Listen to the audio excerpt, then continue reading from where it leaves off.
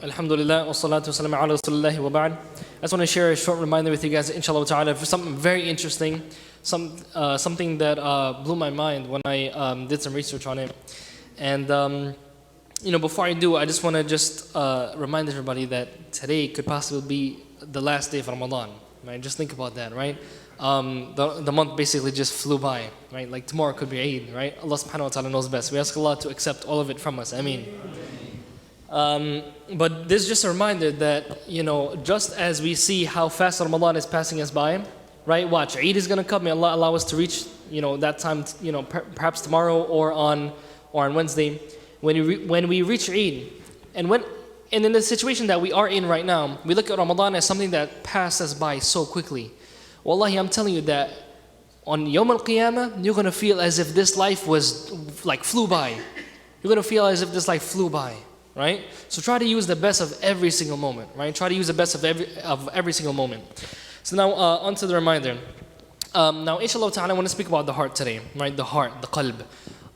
And the Prophet ﷺ, he tells us that in the human body there's a piece of flesh, there's an organ. If this organ is sound, then the whole body is going to be sound. So a brother shared something with me recently.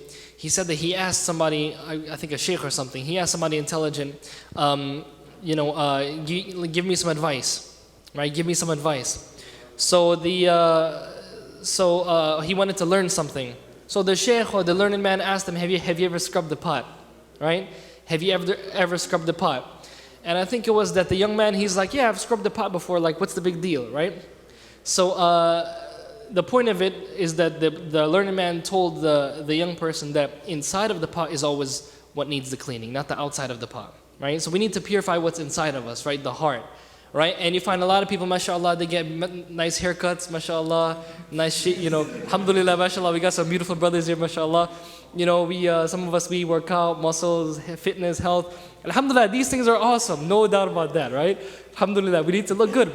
The Sahaba, they asked the Prophet ﷺ about looking good. The Prophet ﷺ said, Inna Allah jamilun yuhibbul jamal. Allah is beautiful and He loves beauty. So you should try to make yourself look nice and presentable, right? Like don't walk around looking like a hobo, thinking that this is something that Islam encourages. Of course, there's this concept of zuhud and not going overboard, but you should still try to present yourself in a nice way. But what's even more important than all of that, than the physical appearance, is what's inside of the heart. Right? What's inside of the heart? Because if you can fix what's inside of the heart, if you can rectify your heart, then everything else will follow suit. Right? Everything else will follow suit. So of course, you should have concern over your dress, making sure that you're dressing in an Islamic way, making sure that you have the beard and all of the other things as well, right? The pants above the ankles and the miswak and all of the things that are apparent. But do not forget about what's inside, right? Don't forget about purifying your heart from all of those diseases. Now, I first want to talk about something that's very interesting about the heart, and that is, some scholars, they hold the view, okay? They hold the view that the aql, the mind, okay, the human capacity to reason is present in the heart. Now, from a medical point of view, is that even accurate at all? Can we even say that the heart does anything besides pump blood from a medical perspective? Allahu a'lam, I don't know, right? But, I would take a good guess that from a medical perspective, that's all the heart basically does for the body. It's just pump blood, okay? Now, this is a bit problematic if you look at it from that perspective, right? It's a bit problematic if you look at it from that perspective because in Islam, Allah subhanahu wa ta'ala tells us certain things about the heart. The Prophet ﷺ told us that if this is rectified, the heart is rectified, then the whole body is going to be fine. So for us as Muslims, the heart is not just an organ that pumps blood. It's much more than that. What happens to your heart when you commit a sin? The Prophet ﷺ tells us it gets stained with that, with those black spots, right? So every time you commit a sin, every time you do something wrong, your heart gets a black spot. Can we actually see that? Right? Does it mean that if somebody, they get a heart transplant or they open heart surgery, you're going to see some black spots on it? Allah subhanahu wa ta'ala knows best, right? Allah knows best. But in the case in which there's no apparent black spots, this is something that's spiritual. Now, do we deny this just because we can't physically see it? Of course not. We're not going to deny this, right? Because this is coming to us from revelation. This is coming to us from the Prophet ﷺ. Another aspect of the heart, that I mentioned is that Allah subhanahu wa ta'ala tells us that the hearts, they can understand.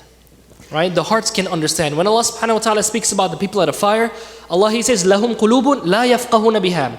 They have hearts, they don't understand with their hearts.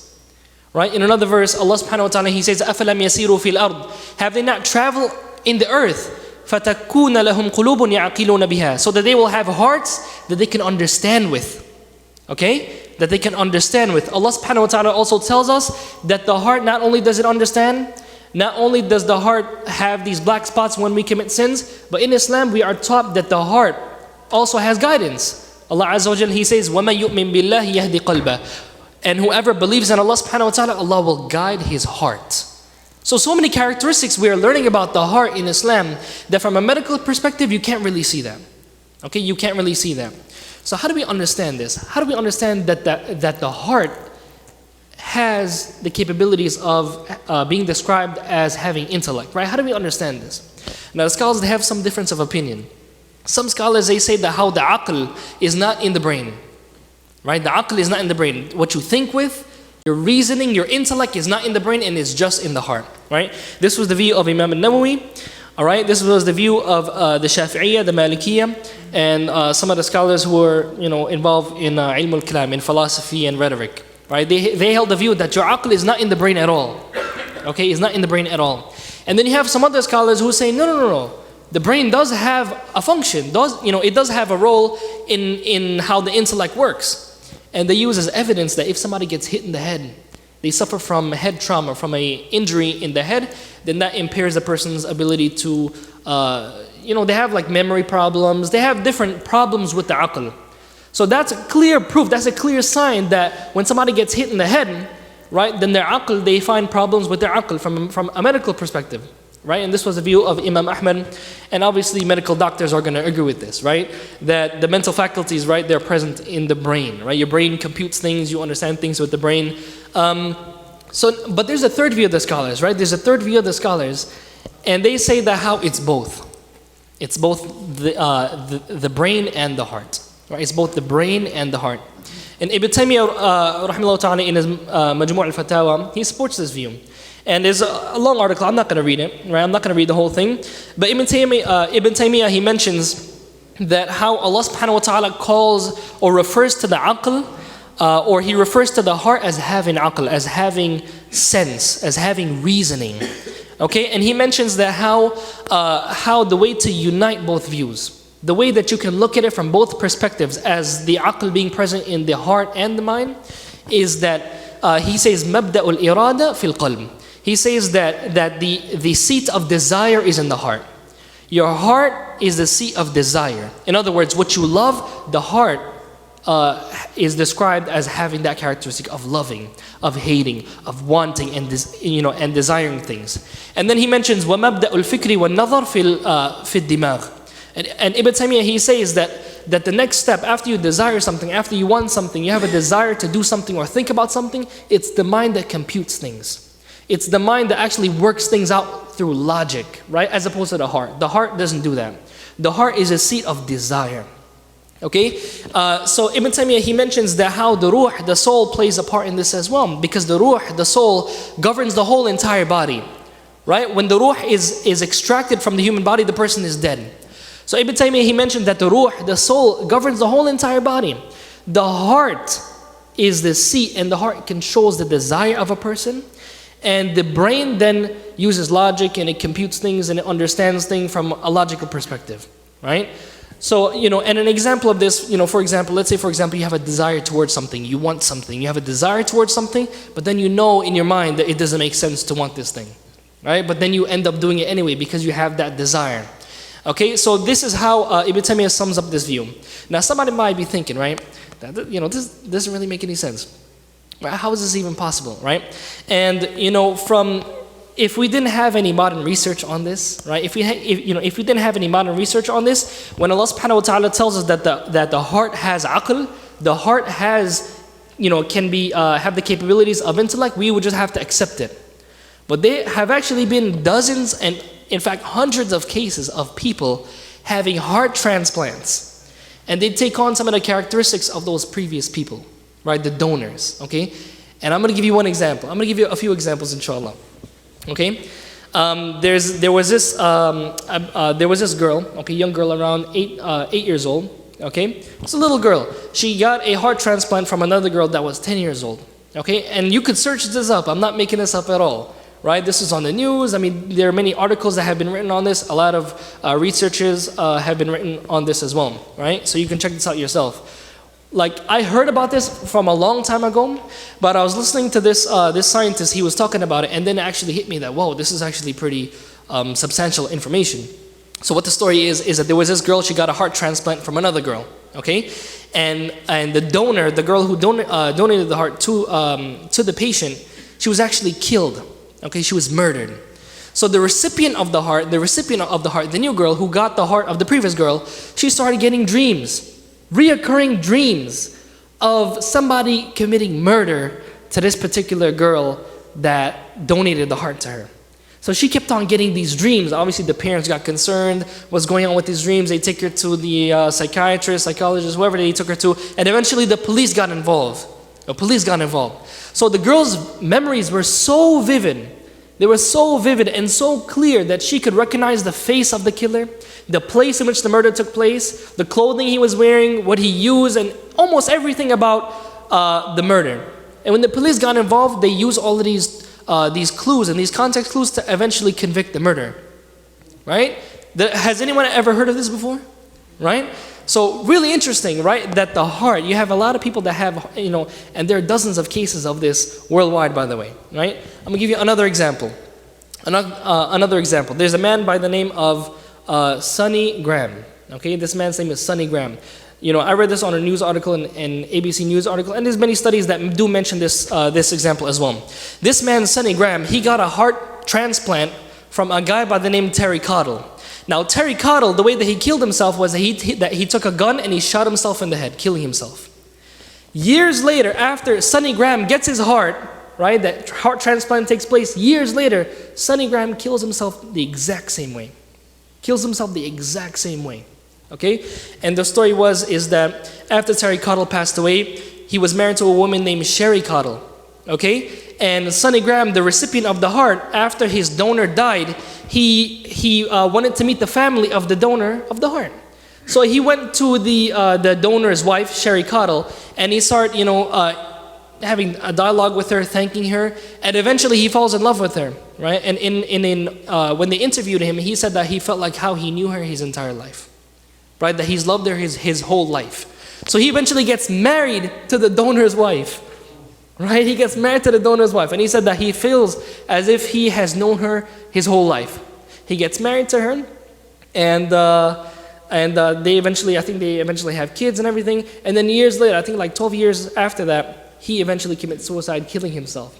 Maybe it was the wife, right? Maybe it was her, right? She drove both of them mad, right? Allahu Alam. But this is just one of those cases. There are other cases, right? There's another case of this lady. She was a lesbian. And she got a heart transplant from a straight woman, and eventually she started loving men. She started being attracted to men. There's another example of this guy. He got a heart transplant from another person, and he eventually started liking the same snacks. It's like this random snack, right? Random snack. So from these, and there's way more examples I can give. There's one example of this child who drowned to death. Okay, and after the heart was transplanted to another child. That child started getting dreams about pools, because the previous child died in a pool, drowned in a pool, and now the recipient hates water, doesn't want to be around pools, and the previous child was being neglected by her parents. Now the new child who got the heart, right, of the donor, all of a sudden starts feeling as if their parents don't care about them, right? Many examples of this, right? Now, obviously, we don't need these things to prove that Allah subhanahu wa ta'ala is truthful when He says that the heart understands, right? We don't need these things. But it's just something very interesting, because from a scientific perspective, they have no idea why. Okay, and there's even a medical condition called the broken heart syndrome. When you experience certain traumatic moments in your life, whether it's a death of a family member, or it's a breakup or divorce, whatever the case is, a very traumatic experience, a person's heart can actually have some damage in their heart, right? There can actually be some damage in the heart because of this experience, and it's called the broken heart syndrome. Do some research on this. You'll be surprised. So From an Islamic point of view, the qalb, the heart, has the capabilities of understanding. So when Allah subhanahu wa ta'ala says that those of the fire, they don't have hearts in which they can understand with, no doubt, we should have no doubt on this. Whether there are studies that can prove this or not. Right? As soon as we hear something from Allah subhanahu wa ta'ala and the Messenger sallallahu alayhi wa sallam, we say, سَمِعْنَا وَأَطَعْنَا. We have heard and we have obeyed. Right? أَمَنَّا بِهِ كُلٌّ مِّنْ عِنْدِ رَبِّنَا. We believe in all of it. Everything is from our Lord. Right? If it's from Allah subhanahu wa ta'ala, we believe in it. Right? Now, this is just something to think about. Right? Something to think about. And that is, your heart plays much more of a role than pumping blood in your body. You as a Muslim, right? You have to make sure that you're purifying this. Right? Number one, the biggest thing you want to purify this from is shirk, is polytheism. Love is one of the actions of the heart. Allah mentions, وَمِنَ النَّاسِ مَا يَتَّخِذُ مِن دُونِ اللَّهِ أَنْدَادًا يُحِبُّونَهُمْ كَحُبِّ اللَّهِ. From the people, there are those who take besides Allah gods, and they love those gods just as they love Allah. Right? So you have some people, they commit this act of shirk through love. So if you love something the way that you should only love Allah subhanahu wa ta'ala, then you could fall into this danger of shirk. Just in love, you don't have to do anything, just in your desire and your love of that thing. Right? Other things that you want to purify your heart from is hasad, is envy, right? Is hatred towards other people for no reason. Right? And many other things that you want to purify your heart from. And inshallah ta'ala, we're going to have a course called Rivers Through Hearts, where we're going to be talking about the, all of the things that you need to know about the heart, purification of the heart, the things that can damage the heart, symptoms of a healthy heart, a sick heart, from an Islamic perspective, of course, and just how to purify the heart in general. All of the different things that deal with tazkiyatun nafs, with purifying the soul and purifying the heart, we'll be dealing with those things, inshallah ta'ala. But does anybody have anything that they want to add? Anything that they want to, mention? Any questions, comments? Anything? No? So we ask Allah subhanahu wa ta'ala that He, yes? Alhamdulillah. طيب, so we'll stop here. سبحانك اللهم وبحمدك نشهد أن لا إله إلا أنت نستغفرك ونتوب إليك والسلام عليكم ورحمة الله.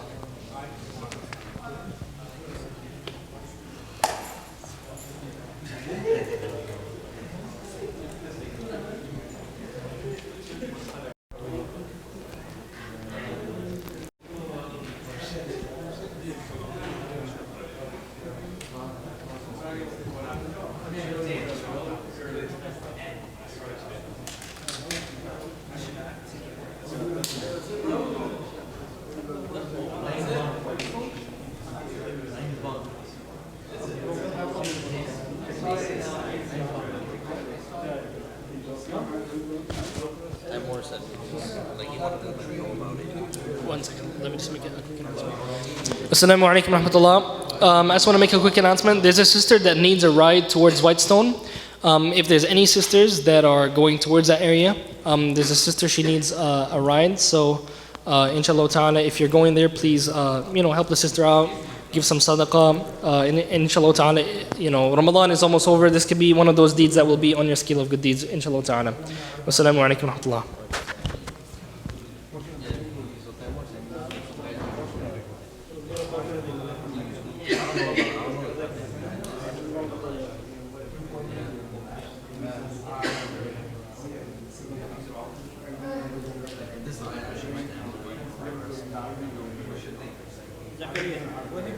I can call the Uber, she can go through, no?